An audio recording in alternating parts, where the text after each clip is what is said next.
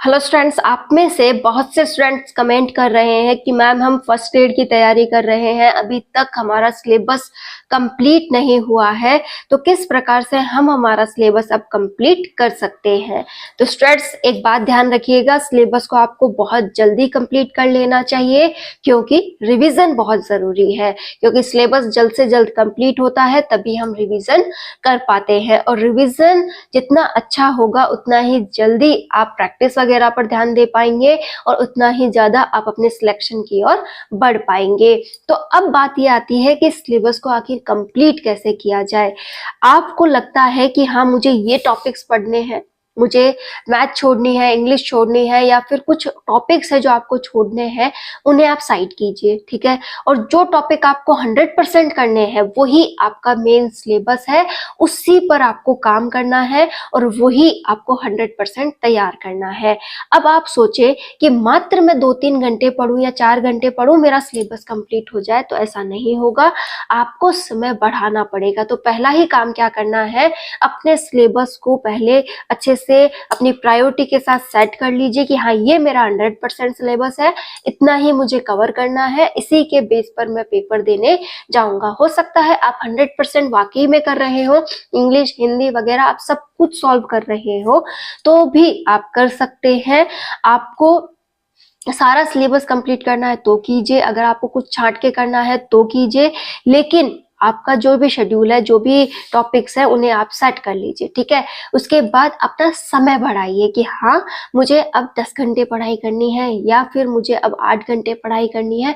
जो भी आपका शेड्यूल है उसे अब आप फिक्स कीजिए, उतने घंटे आप पढ़ाई को देना स्टार्ट कीजिए, क्योंकि एग्जाम को अब बहुत कम समय बचा है। तो आप क्या करेंगे, जब समय बढ़ेगा तो टॉपिक जल्दी तैयार होने लगेंगे, और टॉपिक जब जल्द से जल्द तैयार होने लगेंगे तो नया टॉपिक भी आप अटेंड कर पाएंगे। और एक आपको जो आप पढ़ रहे हैं उसे पढ़ने की स्पीड बढ़ानी है, मतलब एक टॉपिक को लेकर ही नहीं बैठना है, उसे जल्द से जल्द कंप्लीट करने की ओर भी आपको ध्यान देना होगा। मतलब आप स्पीडली पढ़ें उस टॉपिक को, और अगर ऐसे स्पीड नहीं बन रही, आप स्टॉप वॉच रख सकते हैं या फिर कुछ लिखते हुए ध्यान लगाकर उसे पढ़िएगा, ताकि उसमें और अधिक आपका ध्यान जाए, आप और अच्छे से उसे तैयार कर पाए। मेरा तो यही तरीका रहता है कि जो भी टॉपिक हो उस पर पेन चलाते हुए पढ़ना, और जो भी आपको लगता है कि इम्पोर्टेंट पॉइंट है उसको लिखते हुए पढ़ना। इससे क्या होता है, टॉपिक क्लियर होता जाता है और आपको भी उसमें कुछ पकड़ बनती जाती है, तो धीरे धीरे वो टॉपिक आपके अकॉर्डिंग हो जाता है। तो अगर आप अपना समय अपने टॉपिक को देंगे, साथ ही साथ आप उस पर पूरा फोकस करेंगे कि इतना टॉपिक मेरा हो गया है, ये टॉपिक मुझे अच्छे से कंप्लीट करना है, इसके बाद मैं ये टॉपिक लूंगा, तो जितना जल्दी आप अपना टॉपिक कंप्लीट करते जाएंगे आपका कॉन्फिडेंस भी बढ़ता जाएगा और सिलेबस भी कंप्लीट हो जाएगा। आप सिलेबस कंप्लीट कर सकते हैं, बस आपको अब थोड़ा सा और अधिक समय और अपना ध्यान पढ़ाई पर केंद्रित करना है। प्लीज अपने इस बिजी शेड्यूल से थोड़ा समय निकालिए और अपनी जो ये पढ़ाई है उसे समय दीजिए, क्योंकि ये मौके बार बार नहीं मिलते हैं। हम तैयारी कर रहे हैं, हम जॉब लेना चाहते हैं, तो वो तैयारी 100% तो हो कि हाँ हम जो कर रहे हैं वो बेस्ट हो, और तैयारी की तरफ अगर हमने रुझान दिया है तो वो तैयारी भी बेस्ट हो। जो भी स्टूडेंट्स अपना सिलेबस कंप्लीट कर चुके हैं वो किस प्रकार से रिवीजन करें, मैं किस प्रकार से रिवीजन कर रही हूँ, आज हम इस बारे में भी डिस्कस करने वाले हैं कि जो हमारा रिवीजन पोर्शन है उसमें हमें हर एक बात पर फिर से गौर करना है कि हमने कहाँ कमी छोड़ी है, क्या हमें इसमें और देखना चाहिए और क्या इसमें और जोड़ना चाहिए। देखिए स्टूडेंट्स, जैसे कि मैं अपनी बात करूं तो मैंने साइकोलॉजी से पहले रिवीजन स्टार्ट किया है फर्स्ट पेपर के लिए, और अपना सेकंड पेपर तो हर किसी का अलग अलग है, तो आप अपने पेपर के अकॉर्डिंग कोई भी एक यूनिट वगैरह कुछ भी लेकर के रिवीजन स्टार्ट कर सकते हैं।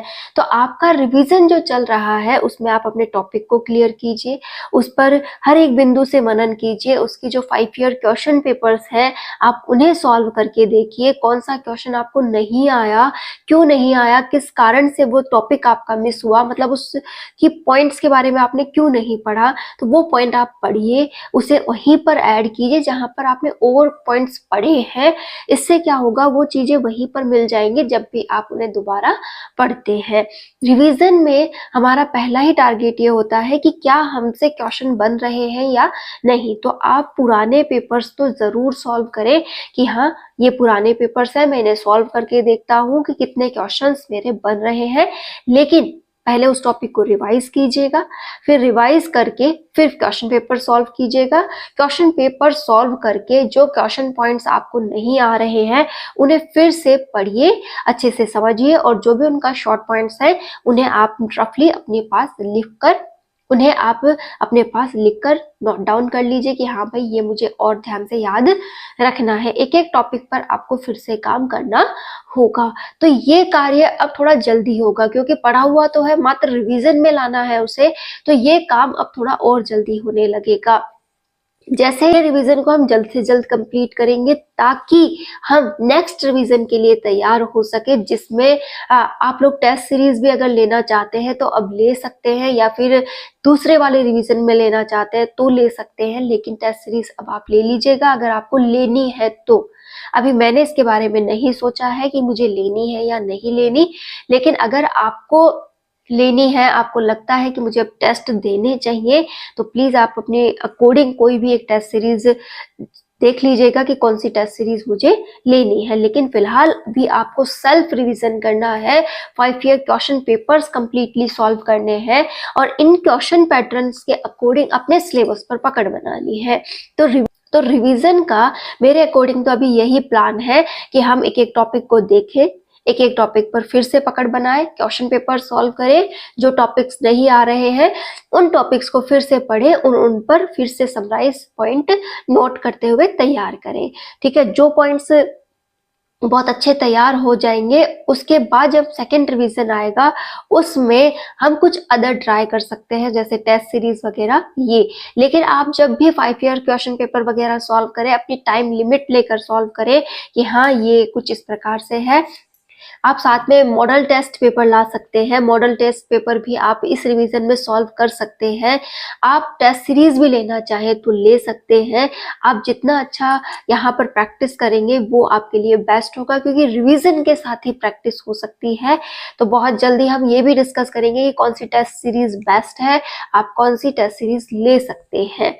ठीक है, तो आप टेस्ट सीरीज भी देख लीजिए, मॉडल टेस्ट पेपर्स देख लीजिए, साथ ही साथ आपके जो ओल्ड सॉल्व पेपर है वो भी देख लीजिएगा। तो अब हमारी रिवीजन प्लस प्रैक्टिस वाला टाइम आ चुका है, तो आप वो देखें। सिलेबस आपने ऑलरेडी एक बार कंप्लीट कर लिया है, ये बहुत अच्छी बात है, लेकिन एक बात ध्यान रखिएगा, अब हर एक बात टाइम पर आकर रुक रही है, आपको बहुत अधिक समय अब पढ़ाई को देना होगा। अगर आपने सिलेबस कंप्लीट कर लिया है तो भी, और अगर नहीं किया है तो भी, अब जितना अधिक समय आप पढ़ाई को देंगे उतना ही जल्द आप सिलेक्शन की ओर बढ़ जाएंगे। तो प्लीज अपने इस समय को पूरी तरह से पढ़ाई में लगाइए।